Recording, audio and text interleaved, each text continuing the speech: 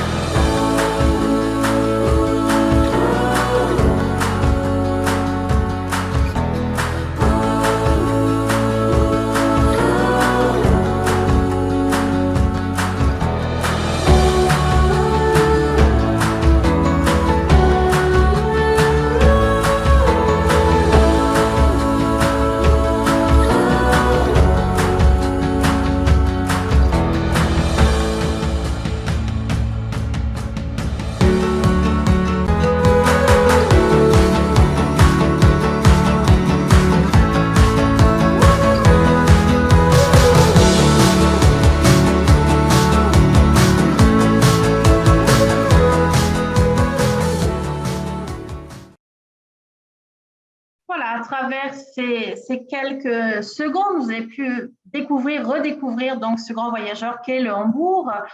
Donc cet itinéraire dont nous allons parler ce matin fait partie des itinéraires culturels donc, de Plein Cap, étudiés pour éviter les grandes journées de navigation, donc de longues escales, comme toujours, vous avez l'habitude, un tout compris, boissons incluses, taxes aériennes, taxes portuaires incluses, et un accompagnement au départ de Paris comme à l'accoutumée.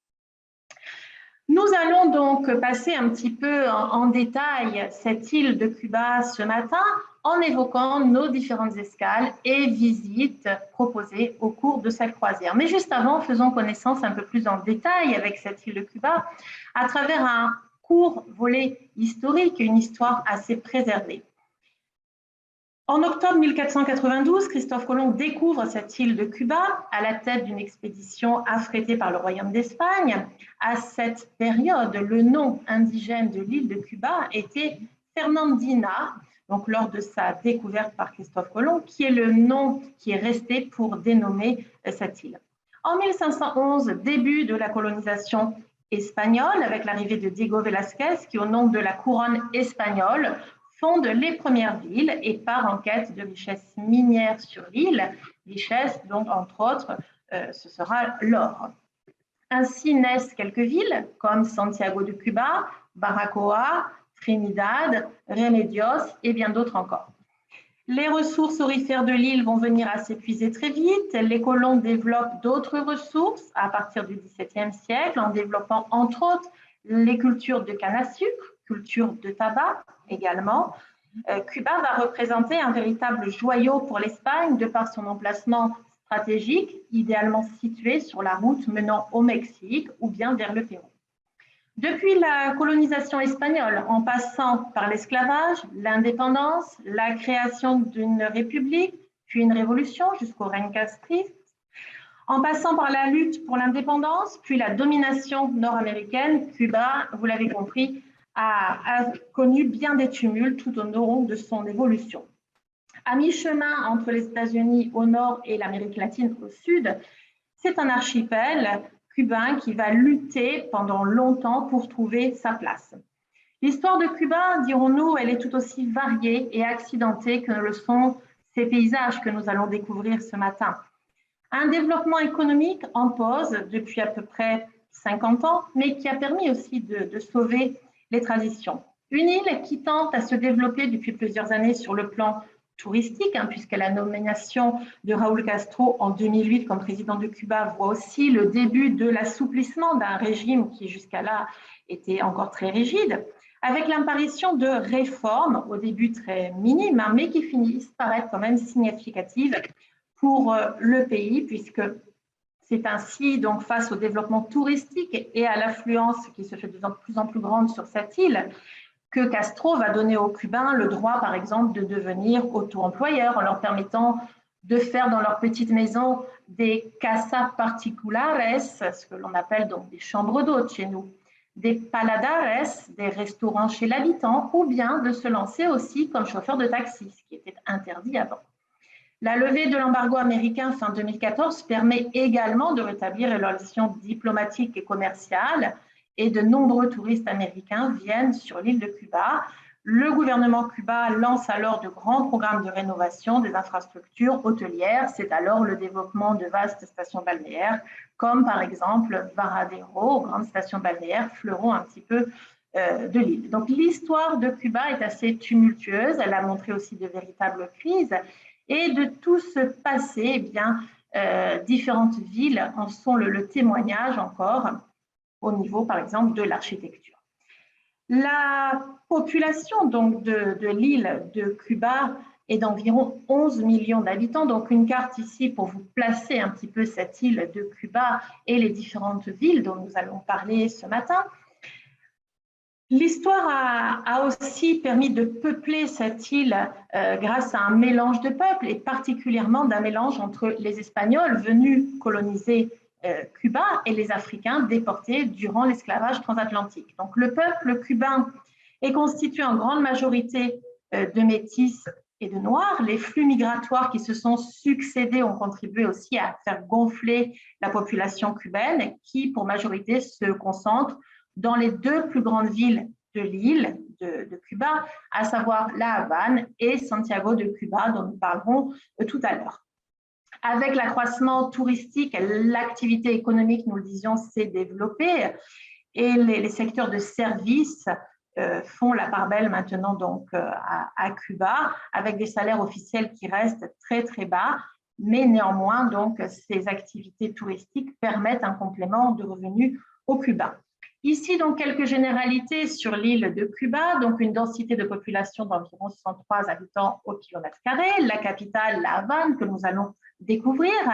La langue officielle est l'espagnol, alors du fait du mélange ethnique très important, la culture cubaine est aussi constituée de plusieurs langues. Même si la langue officielle à Cuba va être l'espagnol, il existe quand même d'autres langues issues de l'immigration. C'est le cas, par exemple, du portugais, du chinois ou du créole. On va trouver aussi, très en minorité, une autre langue liée à la santería, qui est une langue qui ressort notamment lors des rituels, lors de la pratique religieuse de différents rituels. Mais de façon générale, la langue parlée à 90% par la population et l'espagnol, c'est la langue qui va être utilisée aussi par le gouvernement et qui régit donc tout ce pays et les différentes institutions locales.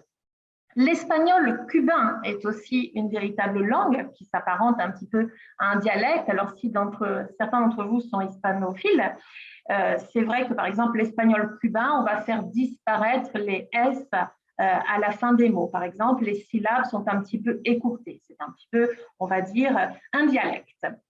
Sur cet archipel cubain, l'économie est assez particulière et la monnaie, puisqu'à Cuba, il y a une double monnaie. Il y a la monnaie locale et il y a la monnaie internationale. La monnaie n'est pas la même si vous êtes cubain ou si vous êtes touriste. En effet, donc pour les locaux, les Cubains, la monnaie est le peso cubain. Si vous êtes touriste, donc si vous visitez l'île de Cuba, la monnaie utilisée sera le peso convertible. Donc, c'est vrai que c'est une petite gymnastique qu'il faut acquérir lorsqu'on visite Cuba, mais bon, on l'acquiert assez rapidement. C'est vrai que, par exemple, pour les courses alimentaires, payer le bus ou acheter des magazines dans des kiosques, c'est le peso cubano qui est utilisé le plus souvent. Parlons à présent donc de La Havane, puisque notre voyage va débuter donc à La Havane, capitale de l'île de Cuba. C'est un départ de Paris en avion sur vol régulier et nous arrivons à La Havane, capitale donc de l'île de Cuba. La Havane compte environ 4 millions de Cubains, donc une capitale dynamique, un centre historique classé par le patrimoine mondial de l'UNESCO. Toute la splendeur de La Havane réside dans le défilé, on va dire, de ces belles voitures américaines. Vous en verrez sur quelques photos tout à l'heure. Une architecture assez intéressante, restaurée en partie, mais pas toujours, des vestiges du passé, de l'histoire. La musique aussi, les rythmes cubains dont on a tous entendu parler, les rythmes de la salsa. La musique est omniprésente à Cuba. Dans toutes les rues de La Havane, on entend la musique, on entend jouer de la musique, des femmes danser. Il y a toujours une ambiance de fête. Pour revenir un petit peu sur l'histoire de La Havane, dans les années 1950, à l'époque donc à Cuba, Cuba était le lieu de villégiature de nombreux Américains. Ils avaient ici une maison secondaire pour la plupart. Et en 1959, on a recensé par exemple sur l'île environ 300 voitures américaines. Donc, il reste quelques modèles. Aujourd'hui, vous avez tous vu ces photos de voitures américaines, des Chevrolet, Cadillac, Dodge, Pontiac, des grosses cylindrées américaines. Alors, pourquoi toutes ces vieilles voitures? Avant la révolution de 1959, il y avait donc sur l'île beaucoup de vendeurs de voitures américaines. Entre autres, Ford et General Motors étaient implantés ici. Et en 1962, lorsque les relations entre les États-Unis et Cuba ont été rompues, les représentants donc, américains ont quitté l'île et les Cubains ont fait stock de toutes ces voitures qu'ils avaient en leur possession et qu'il a fallu ensuite maintenir en vie et entretenir puisque les importations étaient impossibles, ni même de pièces détachées. Donc, ils ont fait avec et ils bricolent leurs voitures, fabriquent des pièces, etc. Différents quartiers. Nous allons explorer donc à La Havane puisque notre escale est assez longue. Nous avons une journée complète en début de croisière et une journée en fin de croisière donc pour découvrir cette très belle capitale et ces différents quartiers. Parcourir donc, pourquoi pas, le Malecón, qui est la photo en bas à droite, en haut à droite de votre écran. Le Malecón est le bord de mer à Cuba, une très belle avenue qui borde donc la mer ici. Le Malecón est un boulevard qui s'étend sur à peu près 8 kilomètres et court d'un bout à l'autre de la ville, entre la vieille ville, la Habana Vieja, et Miramar, un quartier plus moderne. Ce Malecón, si on s'y promène à pied, en voiture, à n'importe quel moment de la journée ou de la nuit, c'est toujours un lieu très animé, un lieu de rendez-vous des habaneros, les Havanais, un lieu de rendez-vous pour les personnes en quête d'une simple balade, d'une découverte, en quête, pourquoi pas, de romantisme, ou bien encore de musiciens qui répètent ou qui s'adonnent à fredonner quelques chansons. Un lieu toujours très animé en journée ou en soirée.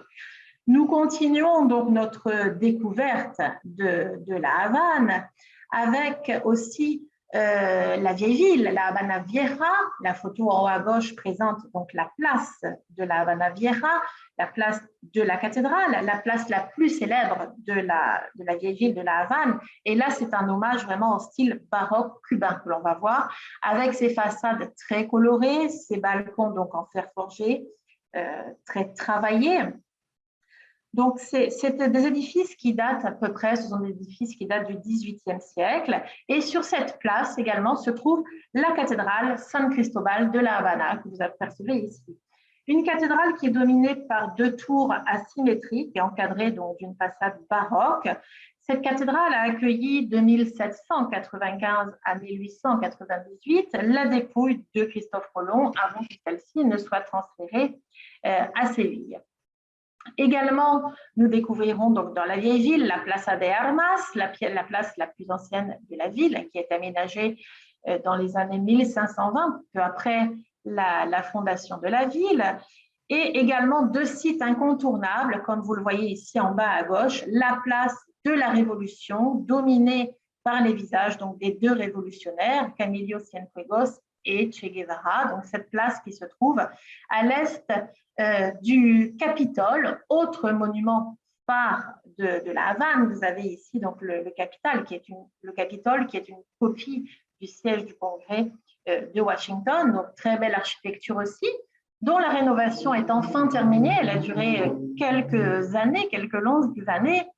Vous avez aussi quelques façades ici qui vous présentent un petit peu l'architecture éclectique de Cuba, dirons-nous. Une architecture qui reflète son héritage culturel, donc un savant mélange de baroque, de classicisme français, de style art déco, et aussi quelquefois d'une touche de modernisme, une architecture assez singulière que nous découvrirons donc à Cuba. Vous le verrez, il n'y a pas de très grands buildings à Cuba pour une capitale finalement. Également, ce qui est assez surprenant, c'est aussi une capitale dans laquelle la circulation n'est pas très, très intense finalement. On y circule assez bien. Voici ici quelques exemples aussi de voitures américaines dont on faisait allusion tout à l'heure. Parmi les grands bâtiments superbes, façades aussi restaurées que l'on trouve à La Havane, vous avez ici le Grand Teatro de la Habana, donc qui se trouve au cœur de la vieille ville de la Havane. C'est un bâtiment, donc ce théâtre date de 1838, c'est le siège du Ballet national de Cuba.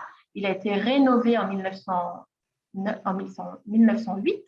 C'est une très belle façade, donc de style néo-baroque que l'on peut apercevoir avec de jolis jardins également devant.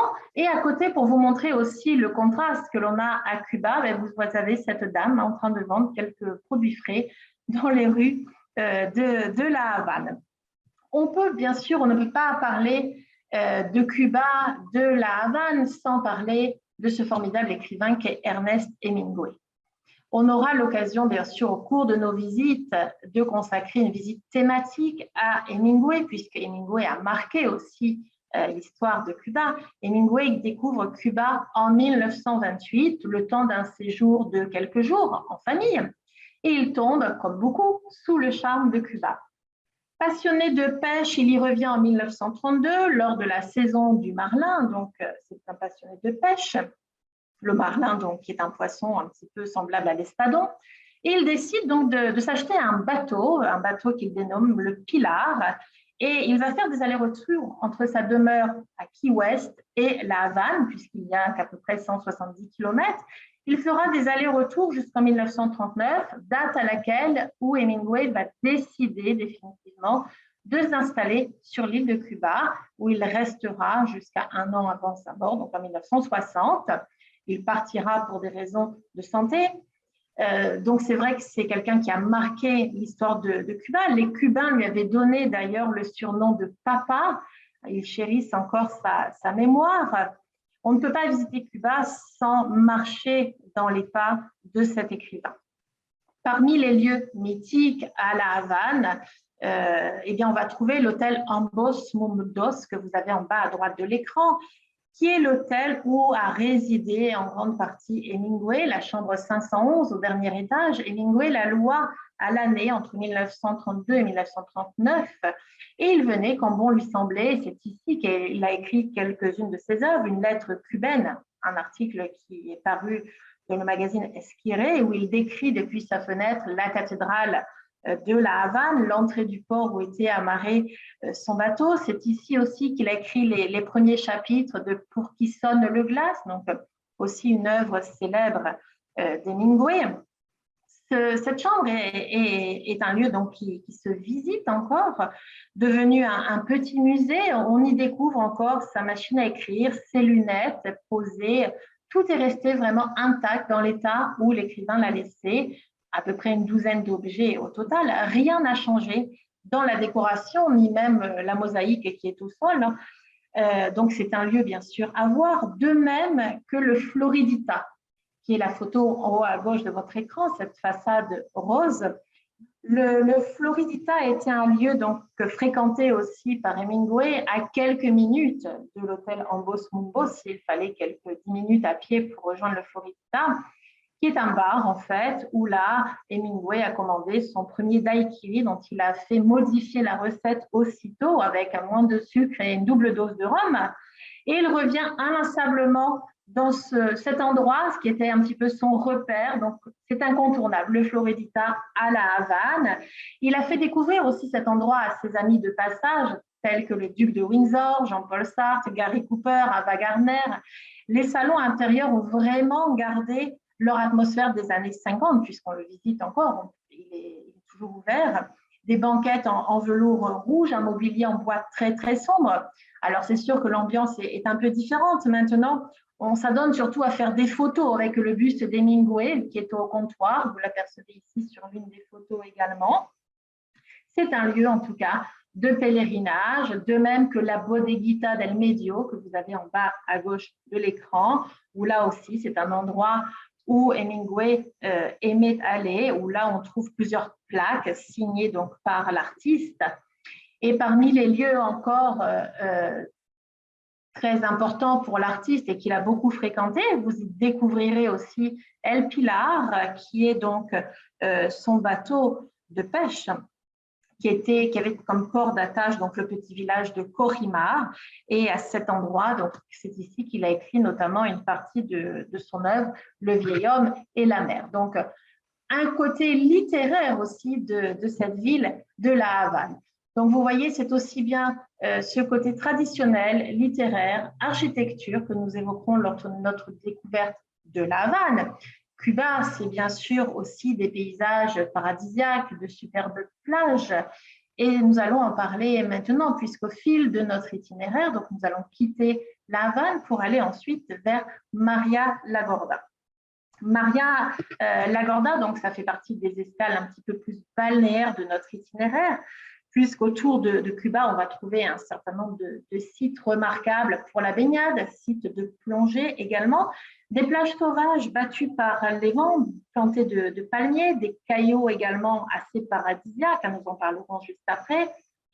Cuba est aussi sans conteste l'un des sites les plus importants pour les amateurs de snorkeling, de plongée libre par exemple.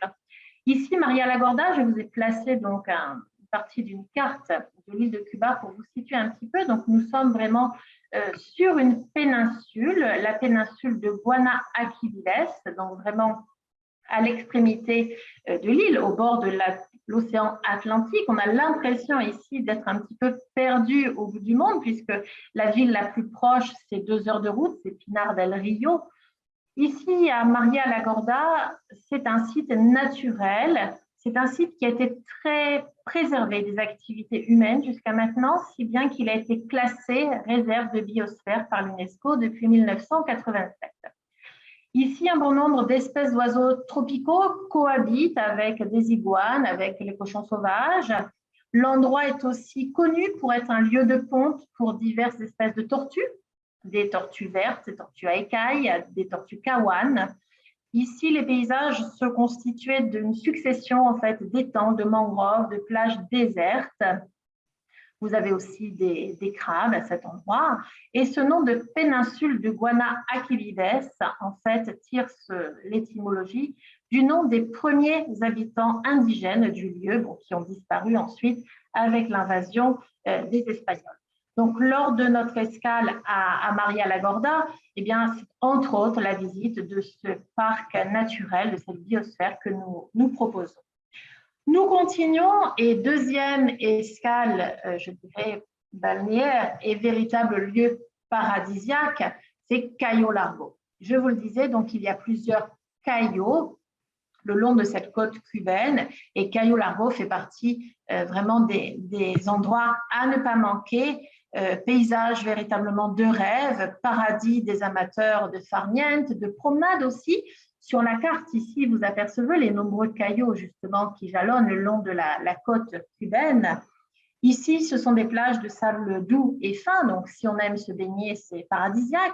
Mais si on aime se promener aussi, puisque en à peu près 1h15 minutes, on arrive à faire le tour de cette petite baie de Cayo Largo qui est absolument super. Donc, c'est un lieu aussi de détente et de balade très apprécié, avec quelques paillotes sur la plage pour s'y détendre et aussi un succulent restaurant de plage où l'on sert de très belles langoustes locales. Donc, vous avez un exemple ici même.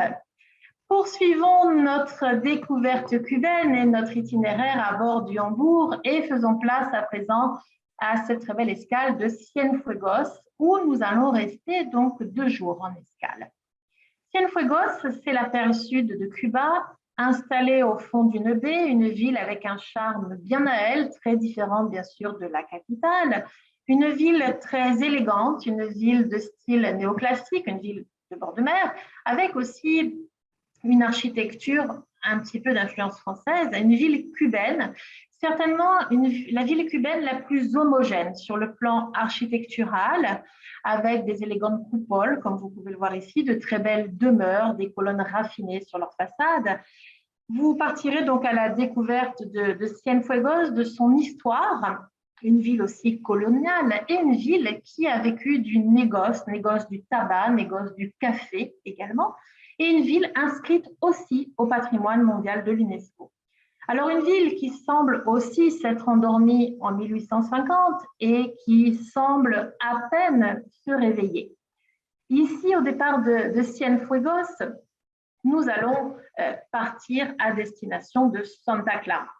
Ville historique très importante. Alors, au jour d'aujourd'hui, certainement la ville la plus festive de l'île de Cuba, ville étudiante très importante, c'est une ville très jeune, même si sur l'île de Cuba, c'est vrai que la population est très très jeune, mais je dirais encore plus à Santa Clara.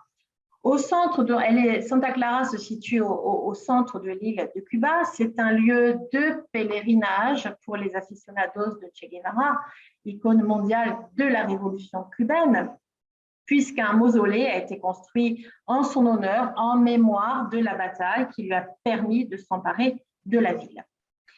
Figure donc emblématique de la révolution marxiste cubaine, l'Argentin Ernesto Che Guevara a laissé une empreinte indélébile sur cette île cubaine, puisqu'il avait débarqué en 1956 avec Fidel Castro pour mener une guérilla contre le régime du dictateur Batista, qui s'écroule 3 ans plus tard. Capturé par l'armée et exécuté en 1967 en Bolivie, son corps a été découvert en 1997 et ramené dans la ville cubaine de Santa Clara. Un mausolée en son honneur que vous découvrez ici à l'écran a été construit entre 1982 et 1988 en mémoire donc de cette bataille qui lui a permis de s'emparer de la ville de Santa Clara. Un mémorial monumental, comme vous le voyez, qui se déploie autour d'une grande esplanade qui retrace un petit peu l'histoire du révolutionnaire. Et vous avez donc une photo plus détaillée, elle zoome vraiment sur la statue en bas de votre écran. Et sur le socle de la statue du Che, donc avec le béret vissé sur la tête et arme à la main, figure donc son slogan « Hasta la victoria siempre », juste à la victoire, toujours. Devant le siège du Parti communiste de Santa Clara, il y a aussi une statue en bronze de Che Guevara, à taille réelle, devenue aussi donc, une attraction touristique de la ville.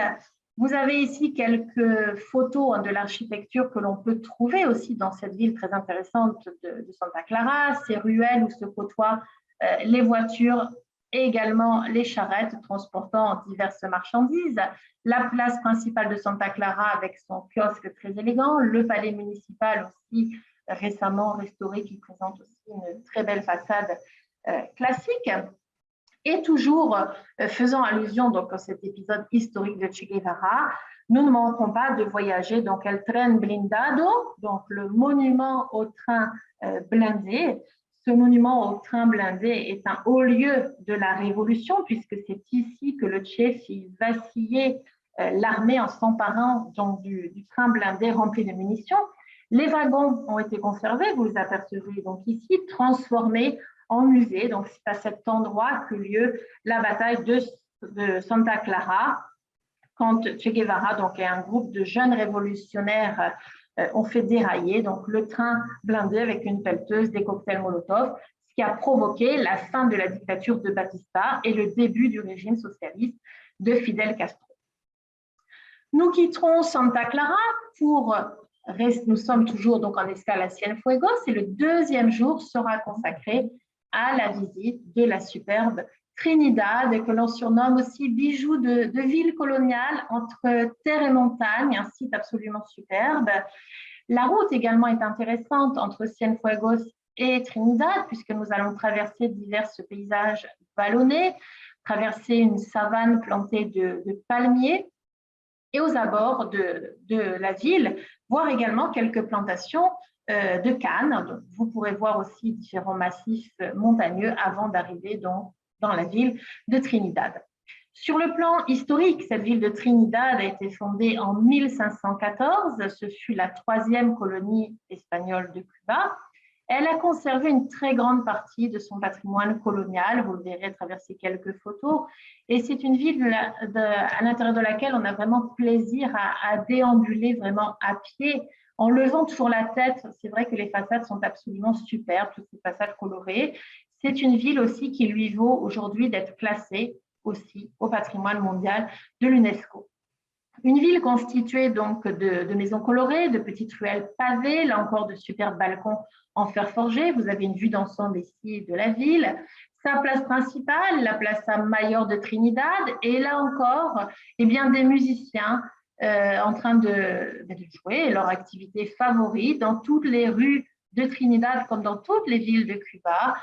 La musique résonne et c'est toujours cette air de fête dont je vous parlais en introduction.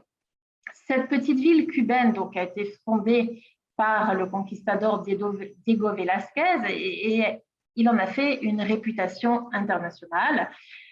C'est aussi agréable de flâner sur la Plaza Mayor de Trinidad, puisque là, on en a, je dirais, un petit peu plein les yeux. Cette place, vous le voyez, est entourée vraiment de superbes bâtiments, dont le musée romantique, que l'on visite également. C'est un musée, c'est un palais en fait, à l'intérieur duquel vivaient de très grandes familles coloniales qui se sont enrichies à l'époque avec la céramique venue d'Espagne notamment. Là aussi, à Trinidad, on a l'impression que le temps s'est arrêté et que la ville se réveille peu à peu. Il y a également donc à l'intérieur de ce musée donc romantique, une architecture intéressante avec un petit patio. C'est un musée qui est organisé donc sur un étage, vraiment une visite à recommander. Parmi les autres palais que l'on va compter aussi à Trinidad, il y a aussi le palais Cantero. À l'intérieur du palais Cantero, dont vous avez l'entrée ici, en bas à gauche, c'est le musée municipal de Trinidad. C'est là aussi une maison coloniale qui a été construite en 1827. Et ce musée va retracer les différentes étapes importantes de l'histoire de Trinidad depuis sa fondation en 1514, le commerce des esclaves, le développement de l'industrie sucrière dans la région et la lutte pour l'indépendance. Donc là aussi, ce sont divers volets de l'histoire qui se dévoilent à nous. C'est vrai que lorsqu'on visite Trinidad et que l'on foule ces petites ruelles pavées, il est difficile de croire que finalement Trinidad fut un carrefour économique très important à l'époque pour Cuba, tant la ville maintenant semble s'être endormie et tout s'est arrêté finalement. Nous allons ensuite retourner vers Cienfuegos pour retrouver donc notre bateau, réembarquer à bord du Hambourg. Et le temps d'une escale, nous allons quitter Cuba pour faire une brève incursion en Jamaïque. Sur cette île de Jamaïque, dont vous avez la carte ici, nous faisons escale au niveau de la pointe nord-ouest, dans le port de Montego Bay. Quelques généralités ici pour vous resituer cette île de la Jamaïque. Donc, c'est la troisième des grandes îles des Antilles par sa taille. La Jamaïque se trouve au sud-est de Cuba, à l'ouest d'Haïti. C'est vrai que sa forme évoque un petit peu la silhouette d'un lamentin. Elle s'étire dans sa plus grande longueur sur 248 km pour une largeur maximale de 84 km.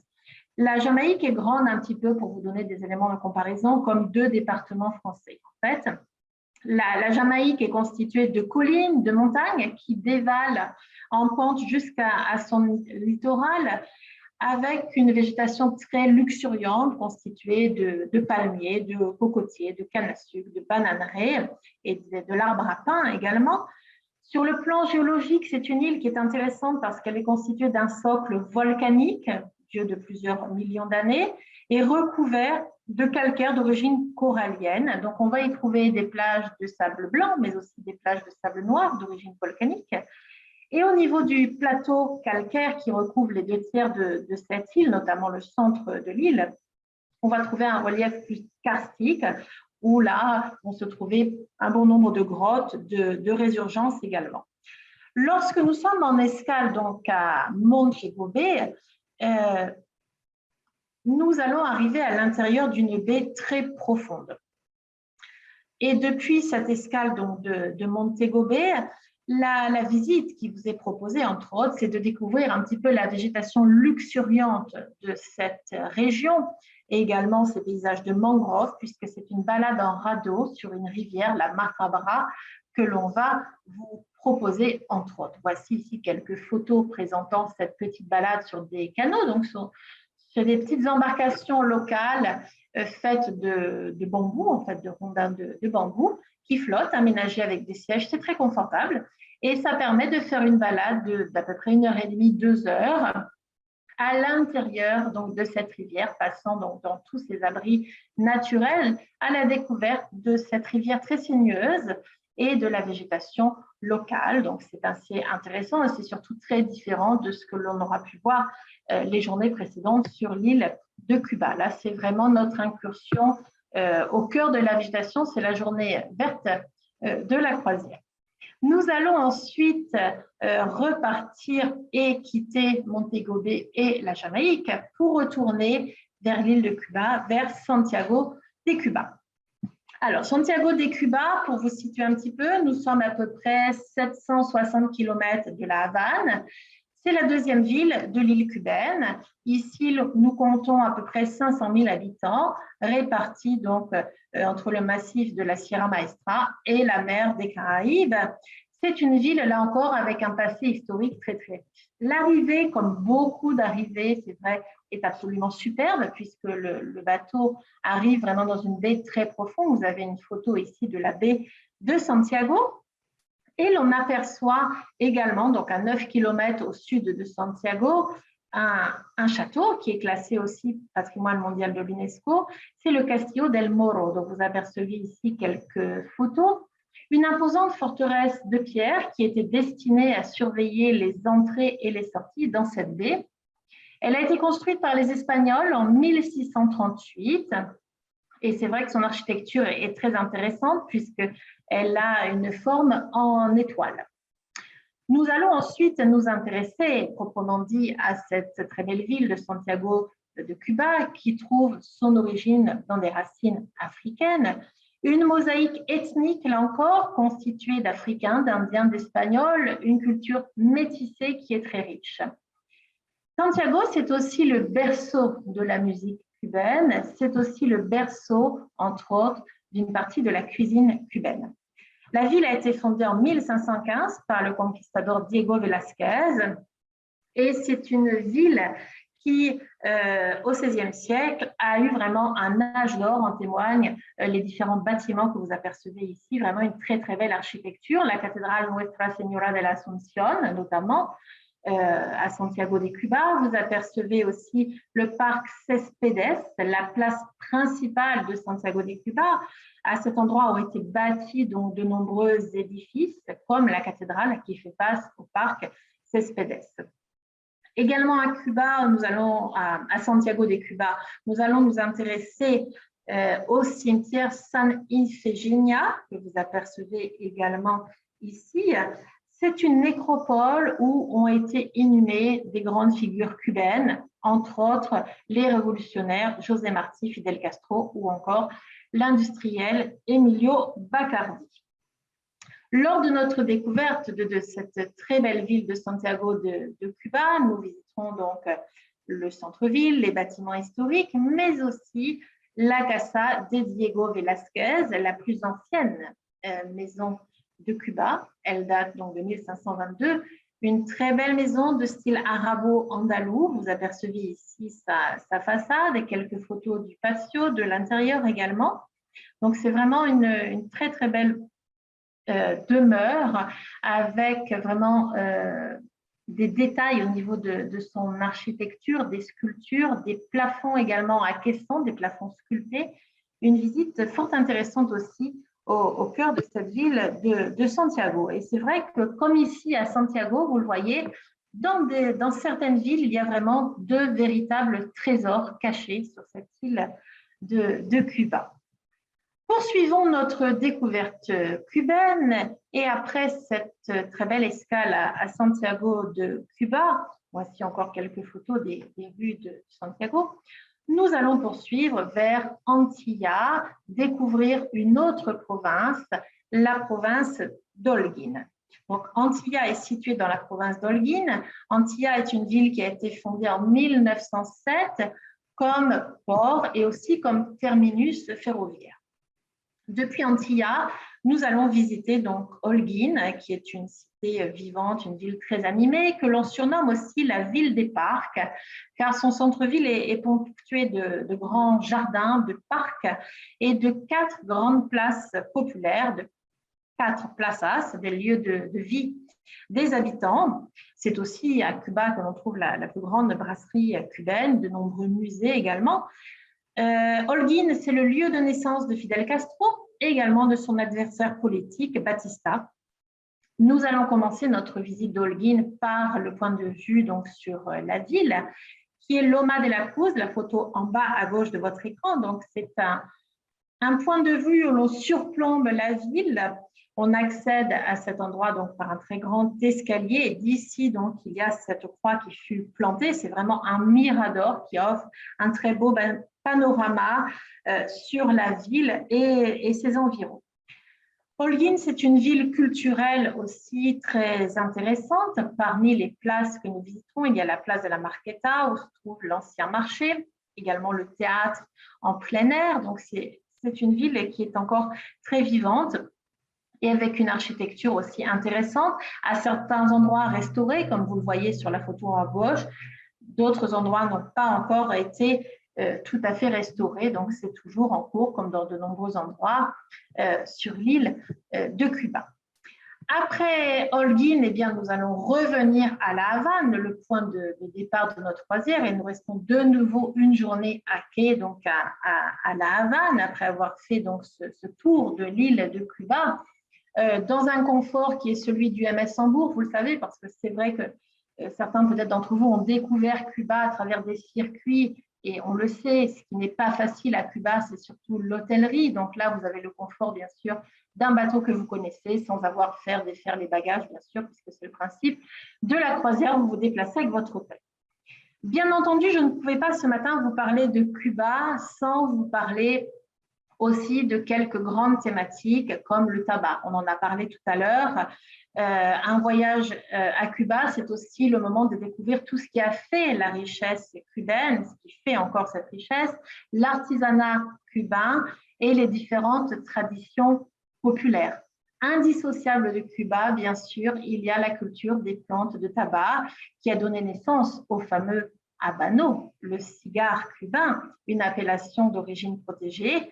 Donc, leur confection à partir des feuilles de tabac obéit à des techniques très, très précises, puisque l'ouvrier qui roule, vous l'avez en haut à droite de l'écran, les cigares doivent faire preuve vraiment d'une dextérité en assemblant ces feuilles. On l'appelle le torcedor, cet ouvrier.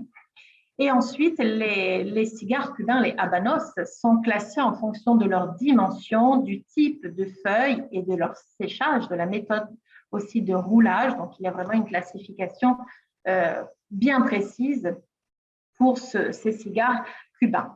L'autre produit phare de Cuba, c'est aussi le rhum. On ne peut pas parler de Cuba sans parler du rhum, grâce à la production de canne à sucre. Le plus fameux d'entre eux donc, est le Bacardi, du nom de son créateur Facundo Bacardi, qui a ouvert sa première distillerie, nous le disions tout à l'heure, à Santiago de Cuba en 1862.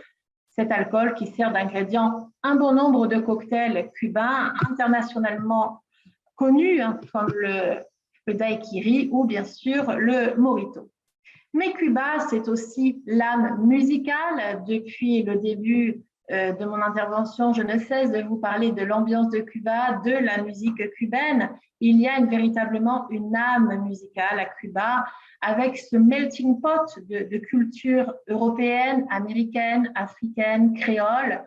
Le rythme, les mélodies sont vraiment omniprésents dans toutes les villes et villages de Cuba. Il y a des concerts dans tous les bars. La chanson est fredonnée un petit peu partout en ville, par des groupes ou bien par une vieille dame. Il suffit de regarder aussi la démarche des Cubains. C'est assez amusant, c'est une démarche cadencée. Ils déambulent dans les rues de La Havane, par exemple. On a l'impression que dans la tête, il y a une musique où ils fredonnent en même temps. C'est assez amusant. Les chanteurs passent de bar en bar, des percussionnistes aussi, déploient leur talent. C'est la terre de la rumba, la terre de la salsa. La musique ici est spontanée. Donc, si vous êtes féru de la musique ou de la salsa, vous pourrez bien sûr acquérir sur place, pourquoi pas des maracas, des clavecins en bois, divers instruments locaux pour reconstituer chez vous l'ambiance de La Havane, l'ambiance cubaine. Et je ne pouvais pas bien sûr vous laisser ce matin sans vous faire écouter quelques secondes de cette magnifique musique.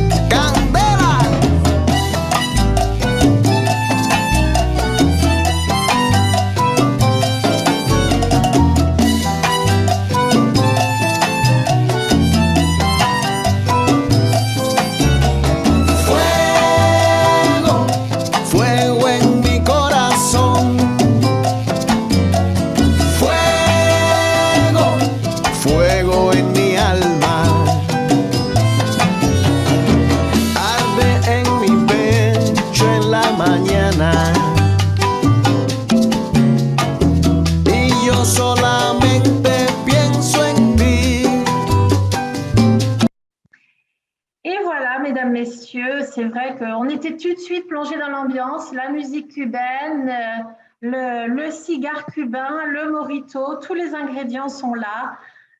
J'espère en tout cas vous avoir fait rêver ce matin, vous avoir fait voyager à travers cette brève présentation de Cuba. Vous l'avez compris, Cuba du 21e siècle ne ressemble à aucune autre destination au monde, clairement.